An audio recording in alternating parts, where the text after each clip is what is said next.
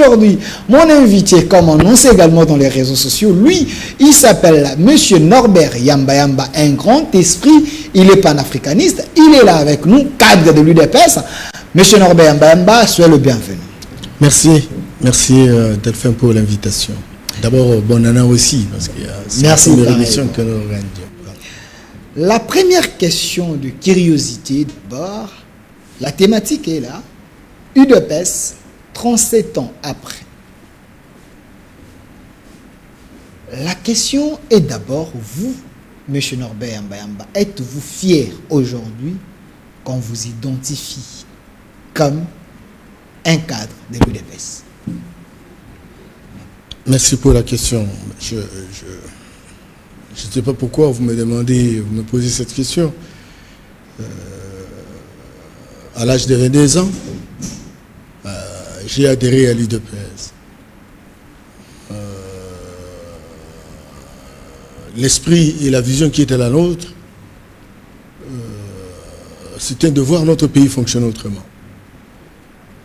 Fonctionner autrement suppose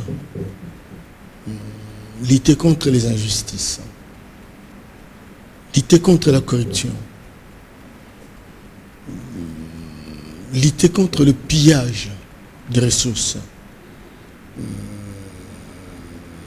prendre en considération les valeurs qui sont les nôtres, nos valeurs culturelles, etc. et booster le pays pour que les résultats retentissent sur tous les citoyens. Ça, c'était véritablement notre combat. Et ça constitue jusqu'aujourd'hui un défi. Est-ce que je suis fier? Entre nous. Si je ne serais pas fier, j'irais où? Qui me montrerait qu'il ferait autrement plus que l'UDPS aujourd'hui dans le paysage politique national? Certainement que nous avons fait 37 ans à l'opposition. Nous étions en dehors des institutions. Certainement que tout le monde n'était pas chômeur. Il y a parmi nous ceux qui avaient une expérience cumulée. Mais maintenant qu'on prend le pouvoir, nous avons de petites difficultés parce que le pouvoir que nous avons eu, ce n'est pas un pouvoir que nous avons obtenu en ayant une certaine majorité au Parlement. Non.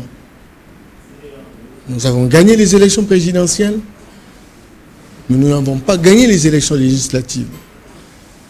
Nous nous sommes trouvés dans la triste obligation de faire des coalitions. L'autre fois, c'était FCCK. Pendant 2 ans, avec un premier ministre qui vient d'un allié. Un allié qui n'avait pas les cœurs dans l'ouvrage. 65% des ministres viennent de l'ancien régime. Vous savez très bien que la nouvelle discipline aujourd'hui qui étudie les comportements des uns des autres, etc., qui s'appelle la mankimologie, nous renseigne très clairement que quelqu'un qui a passé un temps dans un système, qui a subi un système, il sort avec des séquelles, avec des traces, et il aurait difficile à se détacher de ces traces. Il faut mettre en place des garde-fous pour que son attitude, son comportement, son état d'esprit change. Et vous savez que 2 ans durant, nous avons passé dans cette coalition dont les rivaux se regardaient comme chat et chat. Et c'est maintenant, plus que jamais, que nous avons un Premier ministre loyal, avec un gouvernement de large, presque union, et avec le même personnel politique. Le même personnel politique, c'est ça ce que ça veut dire. Et donc, on assistera à des douleurs d'enfantement, mais on est en train véritablement de lancer des signaux très forts sur le terrain. Parce que vous parlez que vous êtes en train de lancer des signaux sur le terrain, la thématique est bien là. UDPS, 37 ans après, aujourd'hui au pouvoir, quelle leçon tirer? Est-ce aujourd'hui, je m'excuse, vous êtes en train de suivre ce qui se passe au sein de l'UDPS? Il y a ceux qui pensent qu'il y a des jouisseurs aujourd'hui au sommet de l'État. Est-ce votre lecture? jouisseurs au sommet de l'État. Vous savez, avant de tirer une conclusion concluante, il faut dégager les statistiques. Et vous faites la balance. Et s'il existe une loi de la majorité statistique, vous tirez la conclusion. Or, juste la preuve du contraire, aucune étude nous a permis de consolider cette conviction. Parce que voir combien de personnes sont au sommet de l'État, quels sont leurs actes, à quelle proportion ça se trouve, et faire la balance pour tirer la conclusion. Il me semble certainement que nous avons certains cas spécifiques, des gens qui posent parfois des actes incontrôlés, mais ce n'est pas la majorité. Et puis, je voudrais vous dire, Delphin, l'UDPS a été une organisation politique avec comme socle la moralité, l'intégrité, la lutte contre la corruption, la lutte contre l'imposture. Ça, c'est le combat et ce que nous avons cru. On était moins âgés. Il y a des gens qui prennent les trains en cours de route aujourd'hui, hein, qui n'ont pas connu ce que nous avons connu, parce que nous avons été confrontés à des moments très très difficiles, où on vous invite parce qu'on voulait tout neutraliser l'UDPS et il fallait corrompre tout le monde, mais il y a eu des résistants. C'est ce que l'opinion et le monde aujourd'hui n'a pas l'air de comprendre. Il y a eu des résistants. Des gens qui ont laissé l'argent, les gens qui n'ont pas accepté les pouvoirs, et qui ont estimé que le pays pouvait fonctionner autrement et qu'on ne pouvait pas se mélanger avec des gens qui avaient comme ambition de détruire la République. Aujourd'hui, certainement que nous avons ce pouvoir, partiellement. Et puis bon, on dit... au regard, en fonction du devoir de redevabilité, en fonction de la transparence, fonctionnant dans une gestion cybernétique, etc. Et donc, il faut que la vérité soit connue à la place du public. Hier, il y a une complicité, une complotation d'un système avec tous ces éléments dynamisants qui ne voulait pas mettre à la place publique la réalité, parce que c'est estimant que le peuple était dans la résignation, dans la naïveté. Aujourd'hui, nous, comme principe de base, le peuple d'abord, il faut la transparence, il faut que le peuple sache comment il est géré. On nous reproche quand on attend que tel, il a touché l'argent et que tout de suite, c'est déjà identifié. On dit non, voilà votre régime. Mais c'est à vous maintenant de voir comment les autres, que ce soit le régime du maréchal Mobutu, que ce soit le régime du Raïs Kabila, etc. Comment les gens se sont enrichis de manière insolente, insolite. Presque toutes les maisons de l'État, les différents endroits stratégiques, etc., ont été récupérés par des privés qui sont fondamentalement dans le régime. Combien d'accords de coopération stratégique avons-nous eu et qui ont été bénéficiaires potentiels, n'est-ce pas, de tous ces accords-là? Mais aujourd'hui, lorsque Seyamba de l'UDPS ose poser un acte incontrôlé, tout de suite, la presse sort pour mettre ça à la place publique. On dit non, excusez, en termes d'intensité, en termes de dose, on dit non, voilà comment les 37 ans. Ah non, nous l'avons voulu ainsi.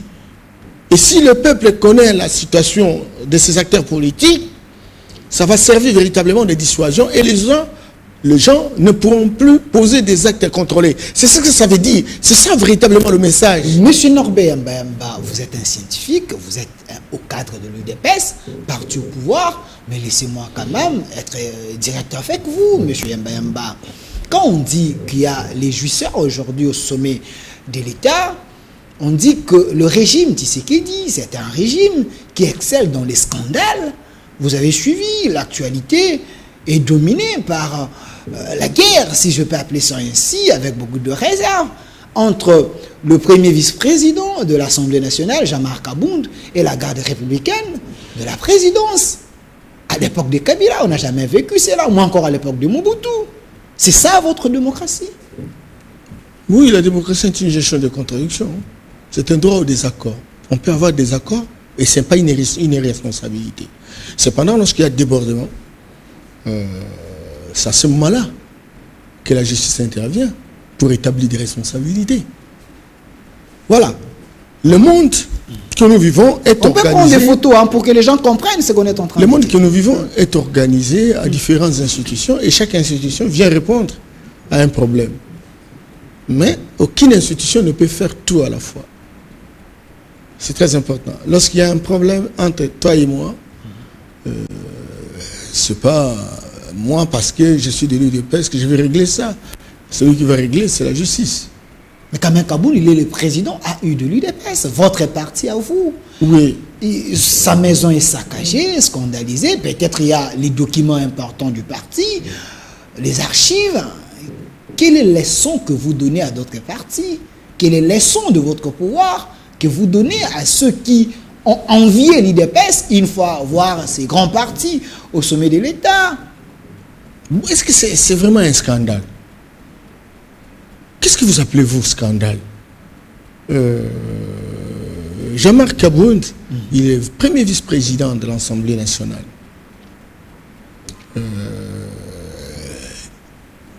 Il y a eu un problème de circulation, en fait. Et puis, ils se sont retrouvés là. Bon, je n'ai pas tous les éléments pour apprécier quoi que ce soit. Ce que je sais, c'est que il y a le respect des droits privés. Il y a une maison, et même si vous pouvez l'interpeller, on respecterait les règles de droit, selon les règles de l'art. Je déplore, et j'ai peut-être utilisé votre terme, que ce scandale arrive au moment où c'est nous qui avons le pouvoir. Mais encore que chacun respecte l'esprit qui est le nôtre. Cet esprit de respect des règles de jeu. Chaque jeu a des règles de jeu. Même le jeu des règles de jeu. Même le jeu du hasard a des règles de jeu. Et alors, si le hasard a des règles de jeu, la démocratie doit avoir des règles de jeu. Et comme nous travaillons, et nous sommes battus pour la démocratie, nous sommes censés véritablement respecter les règles de jeu. Mais toute barbarie est à déconseiller. Certainement que l'État a le monopole de la violence légitime, mais il faudrait que ça se fasse selon les règles de l'art. Moi, ça m'inquiète un peu. J'ai pas eu sommet quand j'ai regardé les images.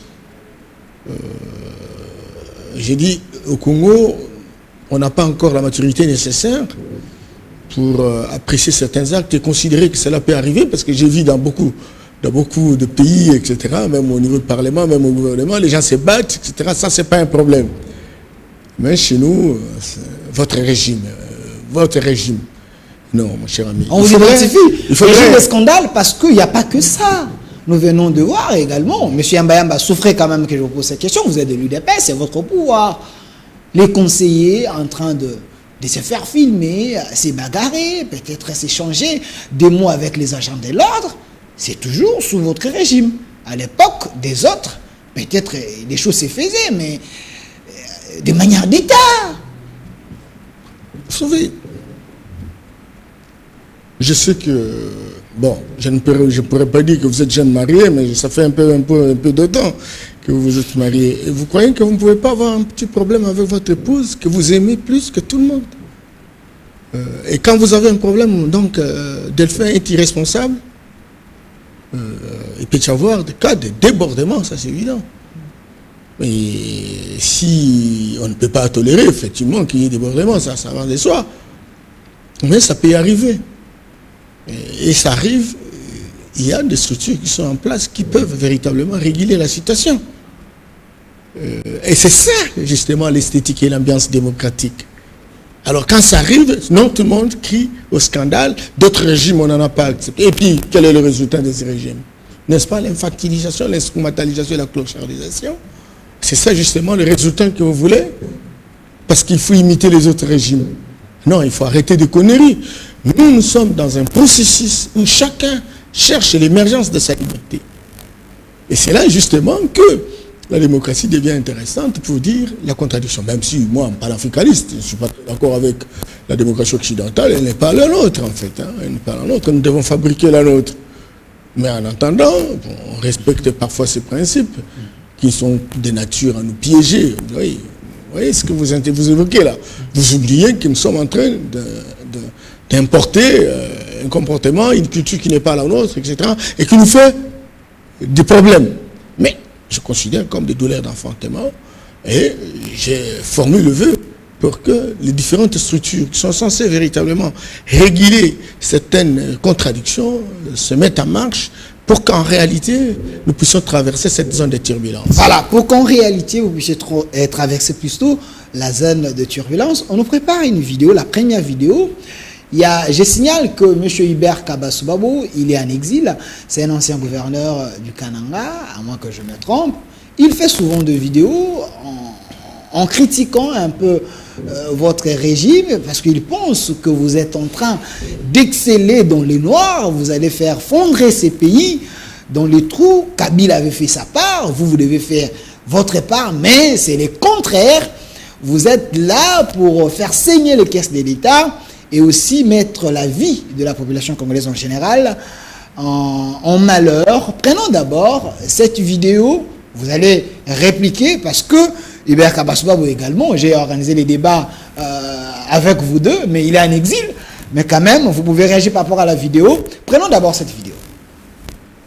Bonne année 2022 à tous les compatriotes. Les traîtres balkanisationnistes Tshisekedi Tshilombo, patron des mafieux ramistes à la présidence de la République, a réalisé une randonnée folklorique propagandiste attractive de charognards suivistes politiques et hontés au Grand Kassai. Une tournée absolument creuse au plan existentiel pour la population kassaïenne. Triste réalité de la minceur en sociabilité de M. Tshisekedi qui n'y a apporté aucun projet original concret devant alléger tant soit peu les souffrances des populations de son terroir tribal à court terme. Le peuple kassaïen n'est pas dupe.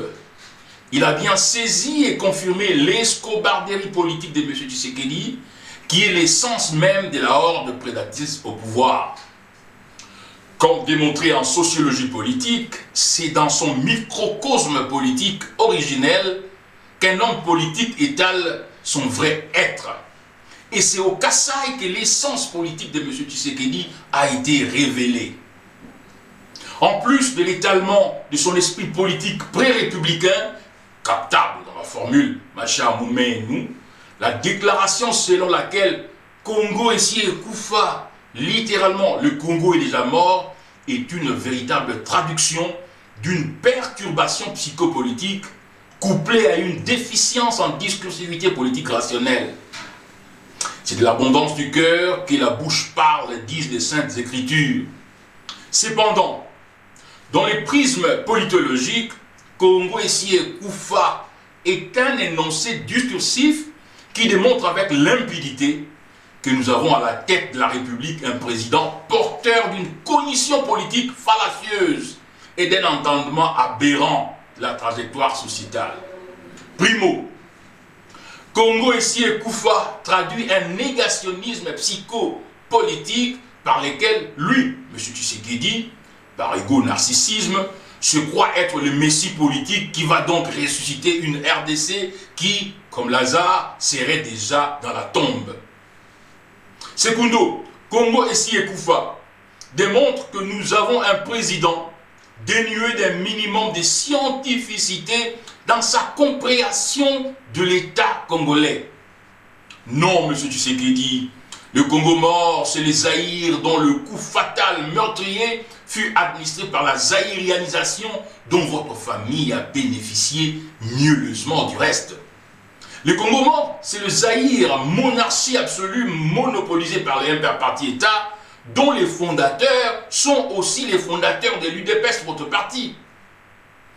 Votre nihilisme égo-narcissique, couplé à l'inculture sur l'histoire du pays, vous empêche de cerner la véracité et la tangibilité de la RDC en reconstruction, imparfaite bien sûr, depuis 1997. Non, M. Tshisekedi, un pays mort, collapse state en anglais, ne connaît aucune réunification, aucune démocratisation avec 3 élections, dont 2 autofinancées, aucune croissance économique ininterrompue pendant 18 ans, atteignant un taux de croissance de 9,5% en 2014, faisant passer son PIB de 4 milliards de dollars américains en 1997 à 47 milliards de dollars américains en 2018, dans un état post-conflit. Ni une courbe ascendante de l'indice de développement humain qui est passé de 0,220 en 2001 à plus de 0,475 en 2018. Un Congo mort ne peut pas être capté en 2014 comme un pays en navigation vers l'émergence par le PNUD, la Banque mondiale, les prestigieux magazines de Washington et Atlantique. Bien au contraire, c'est vous, M. Tshisekedi, qui êtes en train de tuer la RDC avec des programmes d'escroquerie politique, notamment les projets de 100 jours, le RAM, Tchilé-Gélou. Vous avez trouvé un pays en reconstruction, M. Tshisekedi, et vous avez actionné sa dégénérescence et sa balkanisation. C'est pourquoi il est impératif que le peuple se mobilise pour mettre fin à votre régime en appliquant l'article 64 de la Constitution. Que Dieu bénisse la RDC et que vive la République rationaliste. Merci. Des retours sur ces plateaux. Nous vivons en République démocratique du Congo. C'est là où il y a la démocratie. M. Hubert Kabasou-Babou, c'est un opposant de ces régimes, de ce pouvoir. Dans les règles de la démocratie, il faut donner la parole à tout le monde. Il est en train de nous suivre de là où il est en exil, mais cela n'empêche pas que ceux qui sont dans le pouvoir puissent réagir. Monsieur Norbert Yamba, vous avez suivi un scientifique, un ancien gouverneur de la République, a fait les analyses scientifiques et politiques. Vous avez du pouvoir, de l'UDPS. Quelle est votre analyse? Il dit vrai ou il ment? Je voudrais, parce que vous dites que Hubert est en train de suivre. Il est en train de suivre. Je voudrais vraiment les saluer là où il est. Et il sait quel est mon degré d'affection par rapport à sa personne, par rapport aux efforts qu'il fait, etc. Mais Hubert ne doit pas faire la rhétorique une profession. Et quand on en fait une profession, à ce moment-là, on ne sait plus distinguer l'essentiel des choses inutiles. C'est de toi que j'apprends qu'il est en exil. Or, aujourd'hui...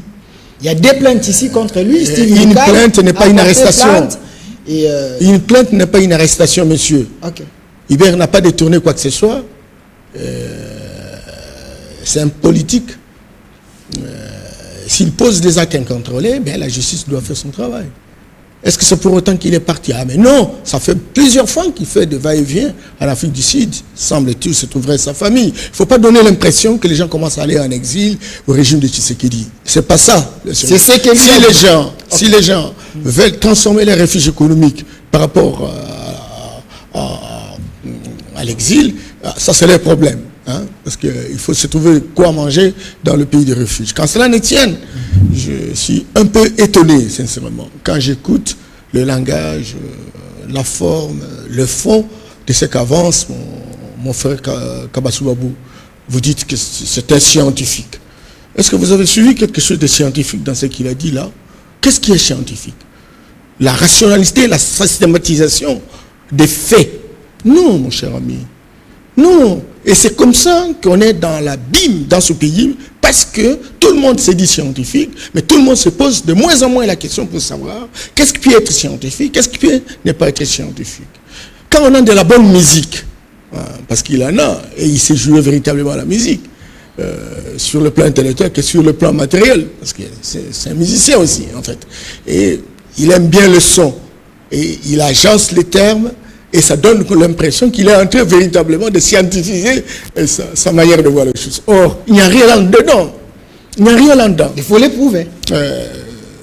Je voudrais, quand il dit que Tshisekedi très très balkaniste,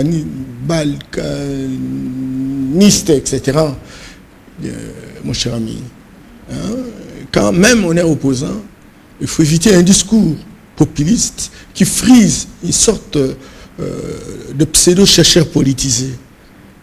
On doit arrêter de fonctionner dans un écosystème de politique, dans un écosystème politique de pourriture intrinsèque. On va balkaniser quoi? Et si balkanisation il y a, c'est le régime. Et je comprends. Lui, c'est un caméléon, quoi. Pauvre en vitesse, riche en couleur. Je connais comment il a été très fort, très dur à l'endroit de Raïs Kabila. Il était du RCD. Il adorait Azarias. Je l'ai salué là où il est. Et puis finalement, il a été avec Azarias, etc. Maintenant, il commence à tirer des boulets rouges contre Félix Tshisekedi, qui ne lui a rien fait. Je m'excuse beaucoup, j'aime beaucoup, et il le sait que je l'aime, mais il ne faut pas qu'il déborde. Il a été gouverneur de province. Le Kasaï central, le Kasaï occidental à l'époque, il y avait deux provinces. J'aurais aimé de savoir son bilan. Quelles étaient ses performances? L'autre fois, quand j'étais à Kananga, là, je suis allé à son bureau, on m'a dit non, il était à l'église. Il jouait la musique, la guitare, etc. C'était peut-être un élément de sympathie pour la population. Non, il ne faut pas que je descende dans ces choses-là. Mais il n'a rien fait. Kananga, la province d'éducation occidentale est restée la même. Alors, on lui a donné une petite province. Mais si on lui donnait le pays, si on lui donnait le pays, certainement que je vis quand il a rédigé son livre, etc., on peut dénoncer. Mais écoutez, mais serait-ce que des actes qui montrent qu'on veut bouger la province? Alors s'il n'est pas capable de bouger la province, il ne va pas bouger la nation. De grâce. Donc il faut savoir se regarder sur le miroir avant de tirer sur les autres. C'est pas normal. Quatrième chose, je ne sais pas. Il dit il n'y a pas de projet. Ah, qu'est-ce qu'il lui appelle projet? Un projet, c'est une réponse à un problème qui se pose. Les problèmes se retrouvent dans les différents secteurs de la vie nationale. Peut-il se souvenir combien de choses ont été réalisées sur base des projets? Je ne reviens pas parce que c'est élémentaire. Je croyais qu'il allait véritablement aussi l'analyse macroéconomique pour savoir véritablement faire les comparaisons et dégager les soldes. Mais là n'était pas son exercice. Il dit qu'il n'y a pas de projet. Il y a plusieurs projets. Un échec, un fiasco. Non, mais comment? Selon lui. Non, écoute. Ça aussi, c'est lui qui parle scientifique, doit être scientifique. Chez les jeunes. C'est pour combien de temps? Parce que le projet a un timing, a une durée de vie. Ça, c'est la première chose. Deuxième chose, il ne sait pas vous dire combien d'argent on a débloqué par rapport aux activités qui ont été réalisées et ce qui reste à réaliser. Il n'a pas été à la banque pour voir combien d'argent reste. Bon, il tire. Il y a combien de temps Thierry Jolo est en marche? Et vous avez suivi les différents démentis dans les chefs du directeur général des fonds de promotion industrielle. De l'FPI. Voilà. Donc, il y a des projets qui sont opérationnels. Et les routes, aujourd'hui, talitage et rablayage, de longs kilomètres. Je ne veux pas parler de ce mouton. Je ne veux pas parler des écoles, la gratuité de l'enseignement. C'est un grand projet. Il cherche quoi, lui, là? Quand nous avons 4 millions d'enfants qui vont à l'école et qui n'ont pas été en mesure d'avoir accès à l'école, quand nous sommes en mesure de diminuer le taux de la population scolarisable, quand nous sommes en train véritablement de mettre en route une banque de développement rural, quand on mobilise les jeunes Congolais justement pour devenir des millionnaires, et qu'on construit un climat d'affaires qui leur permette véritablement d'émerger, quand on veut mettre en route aujourd'hui un fonds de garantie, mon cher ami, on veut quoi? Mais je vous ai décrit la situation de 2 ans avec le gouvernement Ilunga Kamba, 65% des gens qui sont venus de son régime. Et on pouvait faire quoi? Vous avez vu combien de fois le président de la République prendre l'option, le ministre des Finances, libérer l'argent? On ne relibère pas. On humilie le président de la République, la personne qui est sacrée sur le plan national. Alors maintenant, un scientifique, c'est quelqu'un qui combine tous ces éléments-là et qui forme un package et il dégage son option consolidée en fonction véritablement de cette analyse qui prend en considération les différents éléments dynamiques autour de la question. Mais il est en train de faire une déclaration politique et il dit c'est scientifique. Et il s'autoproclame que c'est ces déclarations qui sont scientifiques. Le reste, ça ne... Non mais écoutez, arrêtez. Le mouvement n'a jamais été à l'université. Mais aujourd'hui, on apprend le mouvement dans presque toutes les universités du monde. C'est un esprit supérieur. Il y a des gens qui ont reçu vocation. Il y a des gens qui ont reçu mission pour transformer. Et ce n'est pas le fait d'avoir un diplôme qu'on est scientifique. Ah non! Il y a combien de diplômes chez nous? Qu'est-ce qu'ils en font? Pour quel résultat? Mais nous avons des gens qui n'ont pas été suffisamment à l'école. Modibo Keïta au Mali, il a été enseignant de primaire. Mais il a ouvert une vocation, une torche pour éclairer l'avenir de l'Afrique. Combien de nos professeurs aujourd'hui sont capables véritablement de défendre des idées et d'embarquer les gens autour de ces idées-là? On peut être même au village sans avoir été à l'école, mais on est intellectuel. Mais on peut avoir 5, 10 fois le diplôme, mais on est diplômé. C'est quoi Kouma Doubé appelle culturellement analphabète, des abrutis fondationnels. Ils sont nombreux. Ceux qui clament à longueur de journée, qui sont intellectuels, etc. Écoutez, je n'ai jamais, et depuis que je suis là, certainement qu'à un moment donné, on a parlé des 5 chantiers. Mais nous aussi, il y a un programme de développement à la base, où un montant est donné à un territoire. On a entendu pendant les années antérieures pour qu'on puisse opérationnaliser la Caisse nationale de péréquation. Ça n'a jamais eu lieu. Mais le président, il dit non. Il faut maintenant donner un paquet ou un budget au territoire. Certainement que le territoire aujourd'hui, c'est une entité déconcentrée, à l'intérieur de laquelle se trouvent, n'est-ce pas, les secteurs, les secteurs, les communes rurales, mais ce sont des communes, et les chefferies, qui sont des entités territoriales décentralisées, qui ont un budget, qui ont un programme, à la différence du territoire. Mais on a considéré les territoires comme étant un espace géographique où les moyens devront être rendus opérationnels. Et on vous dit les 145 territoires, et ça va se faire de manière concomitante. Mais c'est quel réflexe, c'est quel feeling politique? Vraiment, au lieu d'encourager ces gens, pour que finalement ça se réalise, on dit non. Regardez, moi j'étais au Sankourou, j'étais là pour préparer l'arrivée du président de la République, comme Sankourou bien entendu. Mais qu'est-ce que je vis? Pendant 32 ans de dictature perfectionnée de Mobutu, même l'eau, seulement il n'y en a pas. Un territoire comme l'Odja par exemple, qui est une grande agglomération de 1,7 million habitants, plus que la Guinée équatoriale. Vous vous imaginez? Il n'y a pas d'électricité. Ne serait-ce que d'électricité. Il n'y a pas d'eau. Il n'y a pas de caniveaux. Tu vois? Il n'y a pas d'assainissement. Il n'y a pas de construction publique. Les écoles sont complètement délabrées. Les routes sont foutues à la merde. Les routes des desserts agricoles. Aujourd'hui, j'ai été avec le ministre des Transports, Chéribé Okinde, qui a un plan stratégique de désenclavement du Sankourou. Voilà, et avec un budget. Tous les axes routiers, le nombre de kilomètres, le montant correspondant et la méthode, n'est-ce pas, d'intervention. Mais écoutez, il n'y a que 6 mois, non? Et vous allez faire tout dans 6 mois. Pourquoi on doit avoir un discours populiste? Si j'étais à l'opposition, je m'excuse beaucoup. Okay. Si j'étais à l'opposition, notre opposition est très faible. Notre position est très faible. Il dit Mboka Koufa. Voilà. Quand il dit Mboka et Koufa, il a dit Kabila a laissé un pays en reconstruction. Mais il a donné des chiffres. Tu sais qu'il a trouvé. Le pays était déjà à un niveau un peu élevé. Mais aujourd'hui, on descend dans l'enfer, selon Hubert Kabasoubabo. Et c'est là justement que je reviens à la pertinence de la notion de scientifique. Okay. Hubert a fait une analyse qu'il estime être scientifique, mais une analyse très faible. Il compare un régime de 18 ans avec un régime de 6 mois. Oui, on compare les incomparables. Ce qui a été je m'excuse beaucoup.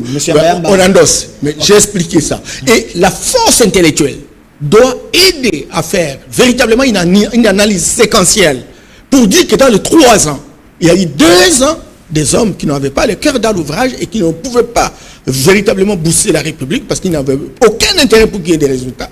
Et il y a 6 mois ou une année, des hommes qui viennent et qui sont loyaux vis-à-vis du régime. Si on ne fait pas cette analyse et qu'on tire des conclusions non concluantes, on n'est pas scientifique. Ou alors on est faible scientifiquement. C'est cela.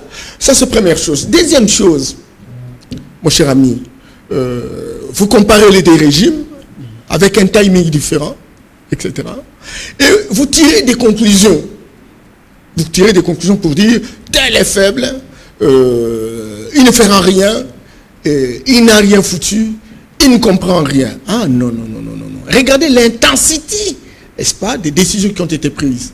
Aujourd'hui, quand vous prenez l'argent, même si vous êtes dans le régime, même aux côtés du président de la République, on va mettre la main sur vous. Et tout de suite, ça sera mis à la place publique, surtout à l'ère des réseaux sociaux. Mais hier, il faisait des choses. Hein. Il a été mandataire de l'État, lui, là. Je ne sais pas. Hein. Il n'a jamais connu un contrôle quelconque. Est-ce qu'il a vu l'IGF venir chez lui? Il a vu la Cour des comptes? Mais ils ont géré. Et qui sait ce qu'ils ont fait? Dieu seul le sait. Hein. Aujourd'hui, au moins, l'IGF devient véritablement une institution de prédilection. On l'appelle même là où elle n'a pas programmé. Mais c'est qui a donné l'impulsion?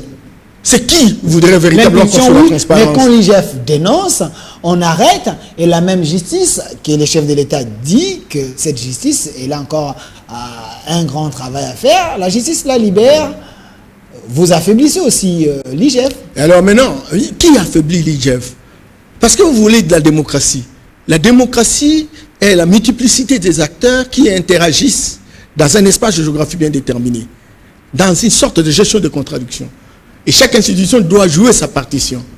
Si le président de la République commence à s'imposer contre la justice, même s'il est magistrat suprême, encore qu'il y a des canaux naturellement pour faire la régulation, eh bien, il le fait.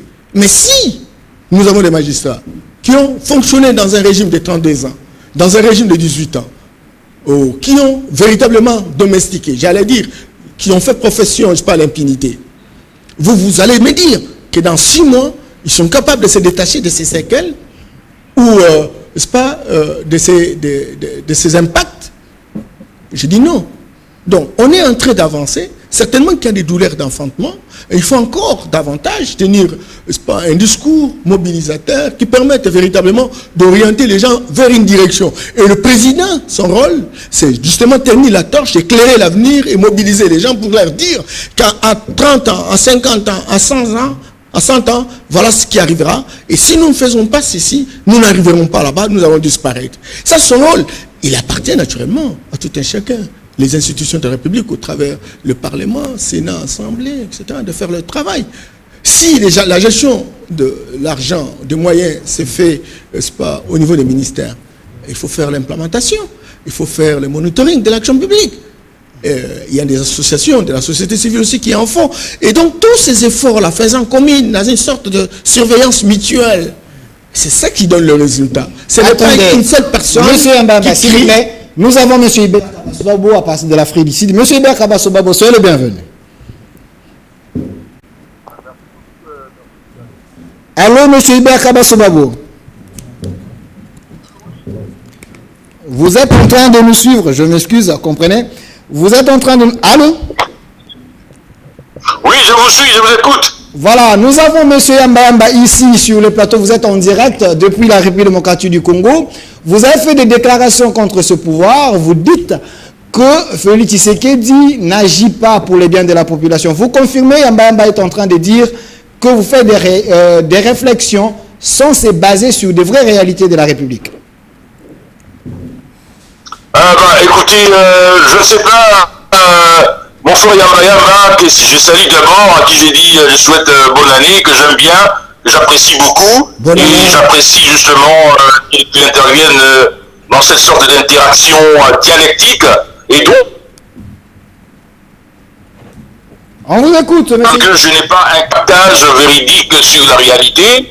Oui, je pense que M. Yamba, il sait dans son cœur, dans son fort intérieur, que ce régime ne travaille pas pour le peuple. Ce régime, en fait, c'est un régime des apparatchiks, des oligarchies qui nous donnent des spectacles tout à fait aberrants. Et l'un des exemples, c'est le fait que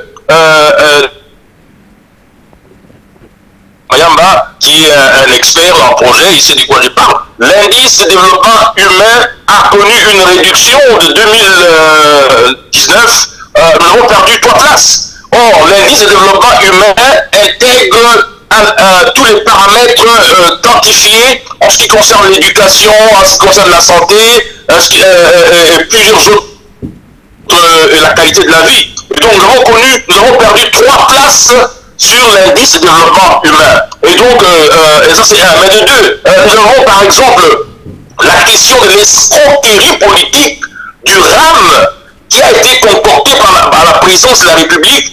Et on a démontré que c'est M. Tshisekedi seul qui détient la signature sur le compte où l'argent du RAM est logé. Et donc c'est un régime qui fait de la prédation sur la population. C'est un régime qui fait de la prédation minière dans les Katanga. M. Yamayama connaît, il sait ça dans son cœur. C'est un régime où les budgets... Attendez que je termine. Le budget de l'État...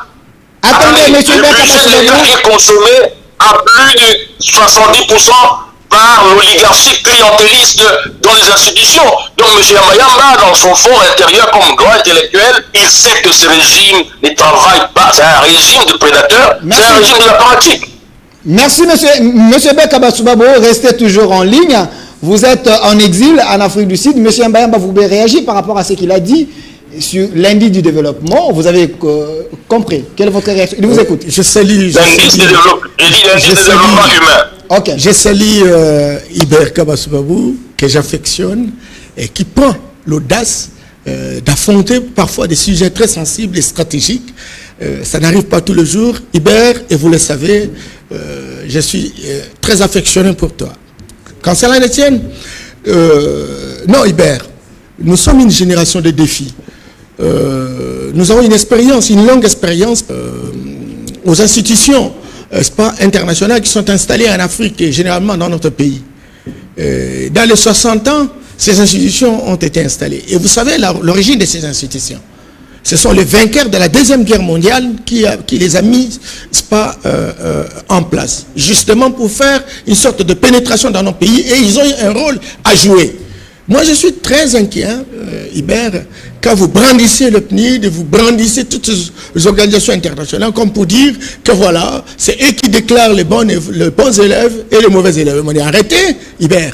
Moi, je te croyais naturellement être un esprit supérieur pour comprendre que c'est de la galerie, pour comprendre que ce n'est pas en fonction de ces gens. Ils nous ont menti, qu'ils pouvaient bien nous donner des moyens et que nous pouvions véritablement réussir notre développement, encore que le développement, c'est un discours des élites aliénées, etc.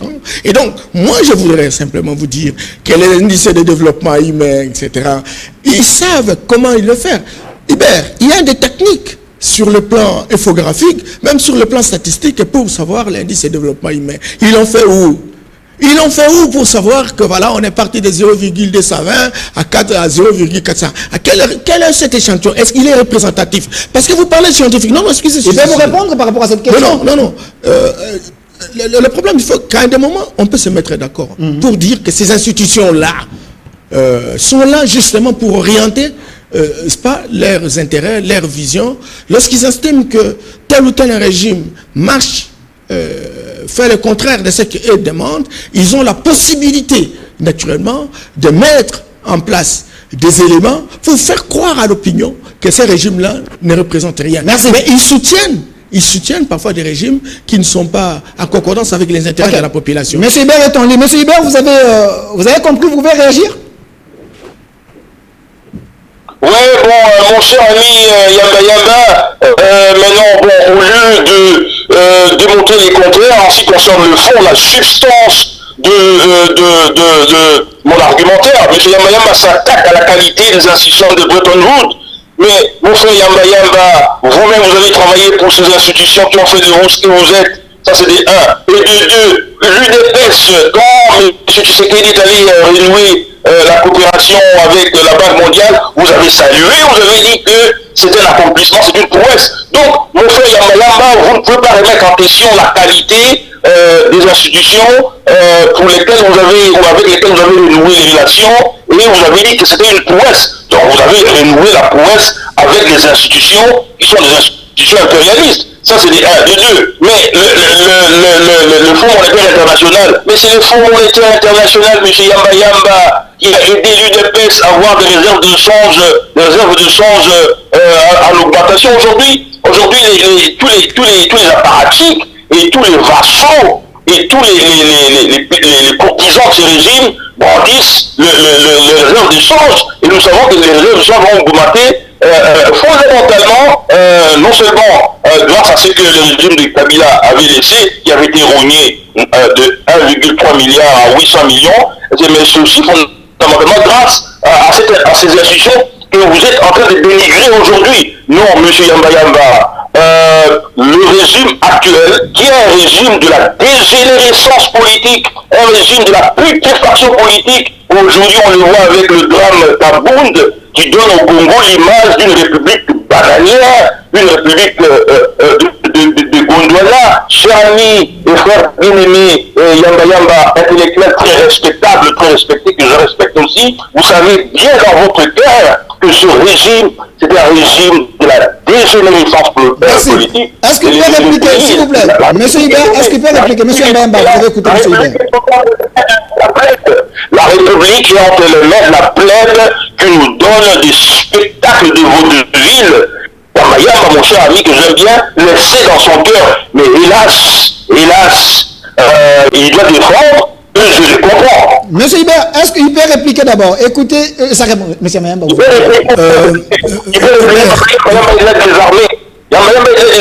est-ce qu'il peut parler? Attendez, Monsieur Hubert, est-ce qu'il peut répliquer, s'il vous plaît? Ok. Je voudrais simplement dire à Hubert qu'il a raison de brandir les indices de développement humain, en fait, qui sont des référents, des variables qui nous permettent d'apprécier l'évolution de la situation. Mais ces variables n'ont pas le monopole de la vérité. Je pense qu'il y a une évaluation qui doit aller jusqu'au bout, parce qu'il y a 3 compartiments. Il y a les extras, il y a les effets et l'impact. Si à un moment donné, nous avons augmenté en termes d'indice de développement humain jusqu'à 0,400 quelque chose comme il a dit, on est parti de 0,220, il faut qu'on puisse lire ça dans la situation des citoyens. Tu vois? Et donc, s'il n'y a pas concordance entre les indices et les évolutions par rapport à la situation des citoyens, c'est que ce sont des balivernes. Ce sont des informations dénuées de tout fondement. Et raison pour laquelle je lui dis, il doit faire beaucoup d'attention par rapport au système des Nations Unies. Parce qu'ils savent ce qu'ils font. Ça, c'est la première chose. Deuxième chose, il dit, mais écoute, moi, je travaille dans les institutions internationales, notamment la Banque mondiale et compagnie, etc. Et je conteste. Attention, Hubert, oui, j'ai eu à travailler. J'ai fait pratiquement une expérience de plus de 20 ans aujourd'hui. Ça, c'est évident. Mais Hubert, ça m'a permis aussi de comprendre les enjeux. Ça m'a permis aussi de comprendre les tenants et les aboutissants. Et ça me permet véritablement de consolider une vision et un état d'esprit pour dire, va-t-on continuer? Et si on continue, dans quelles conditions? Et donc, il ne faut pas véritablement me reprocher si je prends une position pour dire que voilà, telle condition, on en a besoin, etc. Troisième chose, il dit, mon dirigeant, le président Félix, l'UDPS, avait applaudi, y compris moi-même, que le président a eu des moyens à l'extérieur. Oui, écoutez, aucun pays aujourd'hui, Hubert, ne peut vivre dans l'autarcie. Les États-Unis ont une dette extérieure, l'équivalence de son produit intérieur brut. Plus de 18 000 milliards de dollars de dette extérieure. Même la Chine, en 2035, risque d'avoir des problèmes parce qu'elle s'est endettée. C'est très important. Et donc, nous avons aussi besoin de nous endetter. Mais il faut s'endetter comme un pays organisé, etc., qui produit des richesses et qui est capable véritablement de relever le défi.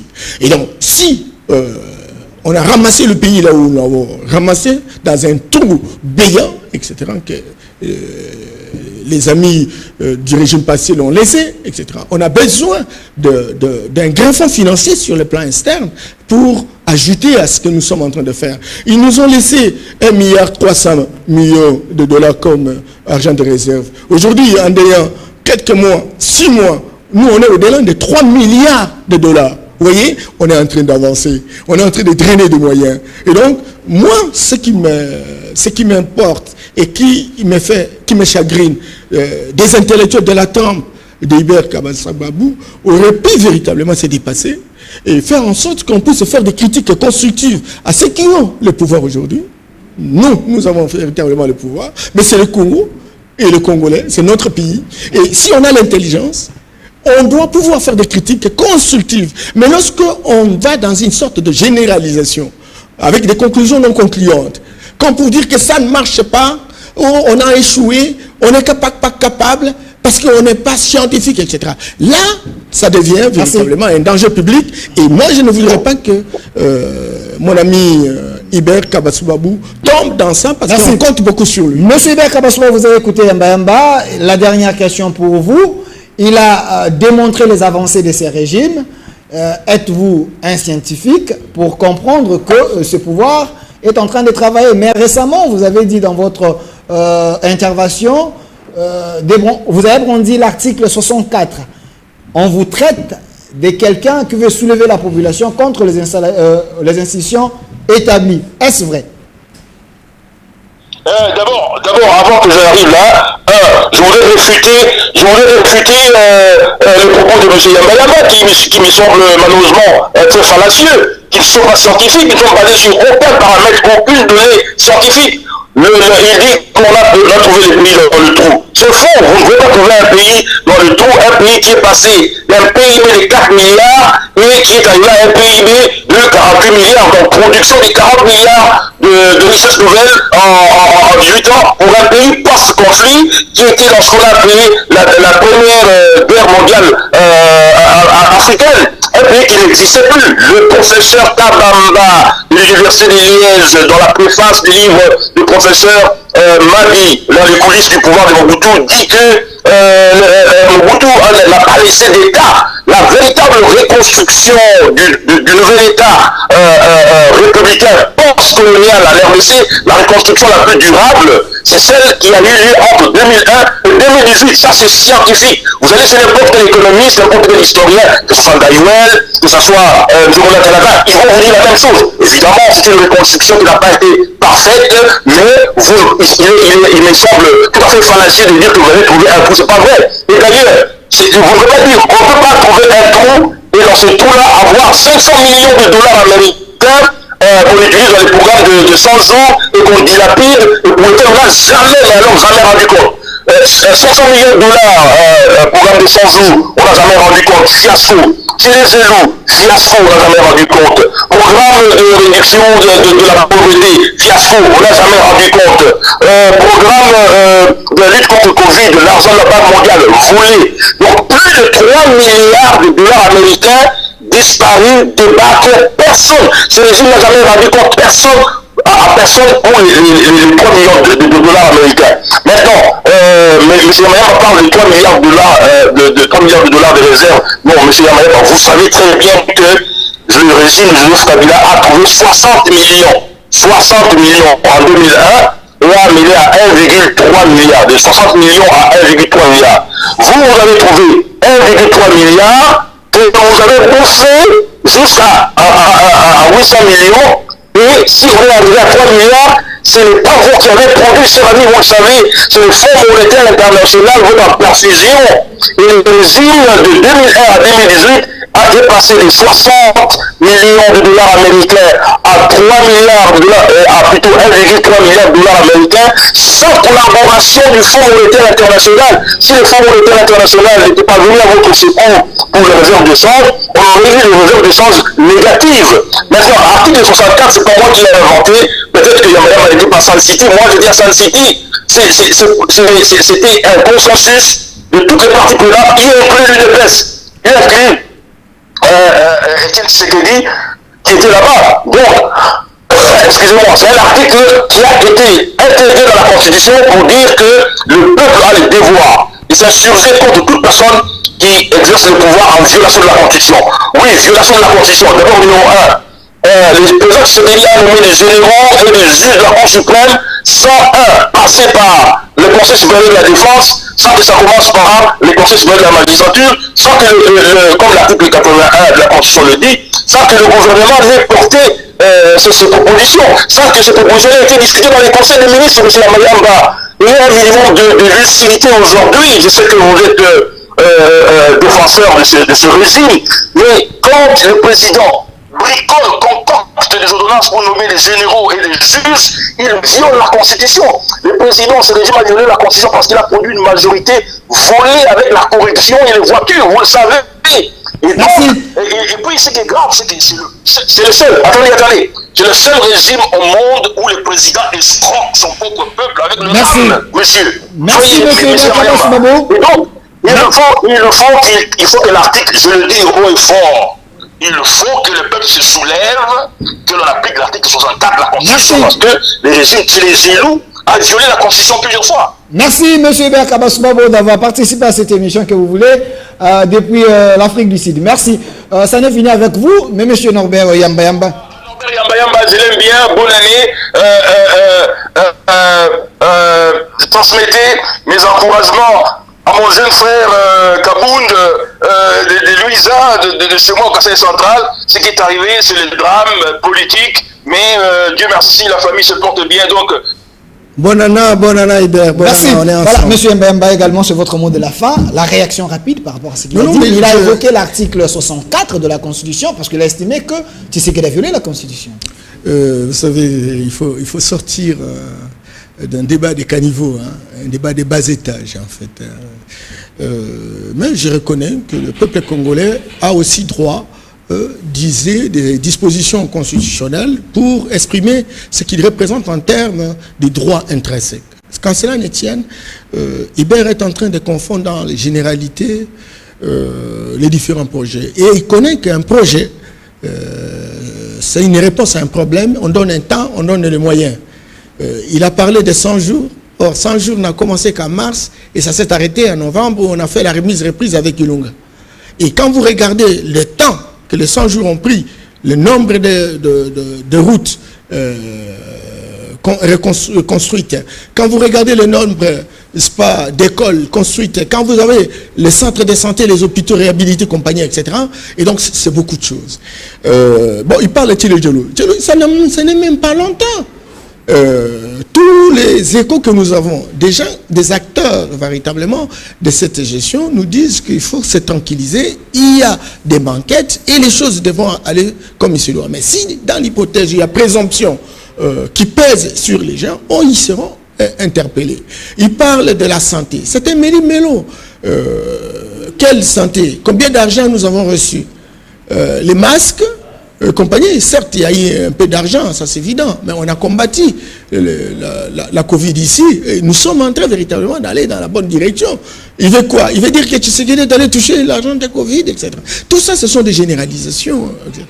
Alors, moi, je voudrais terminer en disant, Hubert, comme notre peuple, réhabilitons notre intelligence. C'est que Didier Moumeng appelle la révolution du bon sens.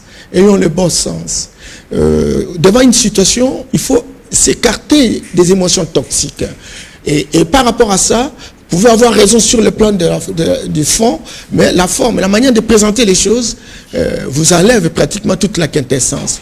Nous sommes engagés de changer ce pays, nous changerons ce pays. Si nous n'arrivons pas à le faire comme souhaité à ce premier mandat, nous le ferons et nous allons demander, n'est-ce pas, le suffrage de notre peuple pour que nous ayons le gouvernement, nous ayons l'Assemblée nationale et provinciale, de manière que nous ayons des hommes et des femmes qui seront alignés par le président et qui répondront à un profil. Et c'est là que nous allons devoir relever les défis. Et le vrai défi, c'est de lutter contre la pauvreté de notre peuple. Merci, M. Norbert Yamba. Je rappelle que vous êtes au cadre de l'UDPS, panafricaniste. Vous avez accepté de faire ce débat de loin avec un Congolais qui est en exil, M. Hubert Kabasoumabo, un ancien gouverneur du Kasaï. Merci d'avoir été des nôtres. Restez fidèles à nos programmes. Au revoir.